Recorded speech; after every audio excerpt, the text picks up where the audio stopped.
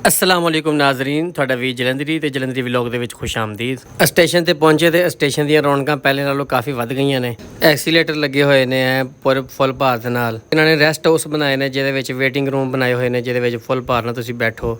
ਫਿਰ luxury tap ਇਹਦੇ ਨਾਲ ਵੀ ਇੱਕ ਹੋਰ ਬਣਿਆ ਹੋਇਆ ਵਾ, ਉਹ ਵੀ ਇਨਸ਼ਾਅੱਲਾ ਤੁਹਾਨੂੰ ਕਿਸੇ ਦਿਨ ਦਿਖਾਵਾਂਗੇ।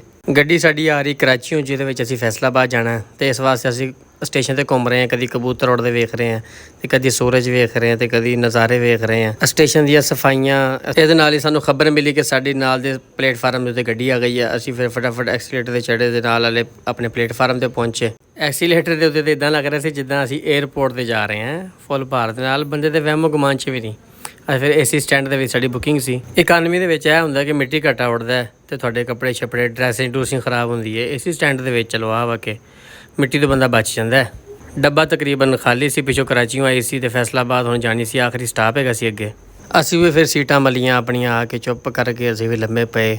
ਗੱਡੀ ਪਹਿਲੇ ਹੀ 1.5 ਘੰਟਾ ਲੇਟ ਆਈ ਸਟੇਸ਼ਨ ਤੇ। ਹੁਣ ਅਸੀਂ ਸੋਚੀ ਪਏ ਹੋਏ ਕਿ ਹੁਣ ਅੱਗੇ ਕਿੱਦਾਂ ਪਹੁੰਚਾਏਗੀ ਸਾਨੂੰ ਟਾਈਮ ਦੇ ਨਾਲ। ਆਖਰ ਫਿਰ ਕੁਛ ਦੇਰ ਸਬਰ ਕਰਨ ਤੋਂ ਬਾਅਦ ਅਸੀਂ ਫੈਸਲਾਬਾਦ ਸਟੇਸ਼ਨ ਤੇ ਪਹੁੰਚ ਗਏ। ਇਹਦੇ ਨਾਲ ਹੀ ਆਪਣੇ ਵੀਰ ਨੂੰ ਦੇ ਇਜਾਜ਼ਤ, ਅੱਲਾ ਦੇ ਵਾਲੇ।